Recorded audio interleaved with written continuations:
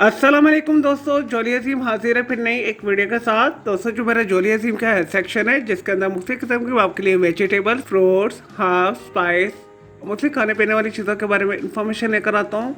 आपको यूजेस बताता हूँ, आपको बेनिफिट्स बताता हूँ, आपको न्यूट्रिएंट फैक्ट्स बताता हूँ, आपको साइड फैक्ट्स बताता हूँ। और दोस्तों साथ साथ में ही मैं आप लोगों के लिए मुख्तलिफ बीमारियों का इलाज लेकर आता हूँ, आपको रेमेडीज बताता हूँ, आपको टोटके बताता हूँ। और दोस्तों मैं कोशिश करता हूँ मैं आप लोग के ऐसे हर्बल नुस्खे लेकर आऊँ जिसे घर के अंदर करना बहुत आसान होता है। और दोस्तों आज भी मैं आप लोगों के लिए वेरिकोसील की बीमारी के हवाले से एक नुस्खा लेकर आया हूँ। और दोस्तों वेरिकोसील मर्दाना जिनसी बीमारी है। दोस्तों वेरिकोसील जो है मर्दाना जिनसी दूध के खसिये के नाली की सोजिश है।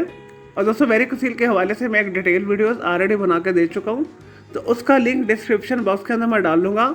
तो जाकर आप लिंक के ऊपर क्लिक करके वेरिकोसील के बारे में डिटेल इन्फॉर्मेशन ले सकते हैं। लेकिन दोस्तों यहाँ पे हम सिर्फ रेमेडी को डिस्कस करेंगे। चलो दोस्तों बगैर टाइम ज़ाया किए वेरिकोसील के रेमेडी की तरफ आते हैं। और दोस्तों इसके लिए आपने 1 कप गर्म दूध जो है लेना है, उसके अंदर आपने 1/4 टीस्पून हल्दी को शामिल करना है, आपने अच्छे से मिक्स कर लेना है। और आपने दोस्तों ये सोने से 2 घंटे पहले इस्तेमाल करना है। और दोस्तों हल्दी जो है इंटरनल सोजिश को खत्म करती है। और दोस्तों साथ में आपने रोगने बबूना लेना है। और दोस्तों रोगने बबूना आपको आसानी के साथ पिंसारी शॉप से मिल जाएगा। और दोस्तों रोगने बबूना जो है बिल्मों को, दर्दों को दूर करती है। दोस्तों कोशिश करें रोगने बबूना जो है नीम गर्म हालत में आओ। तो दोस्तों फिर रुई के साथ डिप करके आपने दोस्तों जहाँ पे खसियों की नाली के अंदर स्वेलिंग है वहाँ पे आपने अप्लाई करना है। और बहुत ही सॉफ्ट हाथ के साथ आपने 1 से 2 मिनट तक मसाज कर लेना है। और दोस्तों आपने हर खाने के साथ 1 से 2 लहसुन के जवे इस्तेमाल करने हैं। और दोस्तों इंशाल्लाह ताला चंद माह के इस्तेमाल के बाद आपकी ये वेरिकोसील की बीमारी दूर हो जाएगी। और दोस्तों आपके फोतों की खसिये की जो स्वेलिंग है वो दूर हो जाएगी। और दोस्तों ये बहुत ही यूजफुल आसान से रेमेडी है। और दोस्तों कोशिश करें वेरिकोसील की बीमारी के अंदर कब्ज ना होने दें और ऐसी ग़िज़ाएं इस्तेमाल करें जो फाइबर से भरपूर होती हैं। और दोस्तों साइकिल चलाने से भी अवॉइड करें। और दोस्तों ज़्यादा देर बैठने और ज़्यादा देर खड़े होने से भी परहेज करें एक जगह के ऊपर। और दोस्तों फाइबर से जो रिच फूड है आप अपनी खुराक के अंदर ओट्स को शामिल कर सकते हैं, किनुआ को शामिल कर सकते हैं, माल्टे को शामिल कर सकते हैं, गोभी को इस्तेमाल कर सकते हैं, हरे पत्तों वाली सब्जियां इस्तेमाल कर सकते हैं, गाजर इस्तेमाल कर सकते हैं, सेब इस्तेमाल कर सकते हैं, अमरूद इस्तेमाल कर सकते हैं। मेडिकल फील्ड के अंदर वेरिकोसील बीमारी की जो इलाज है सिर्फ और सिर्फ सर्जरी है।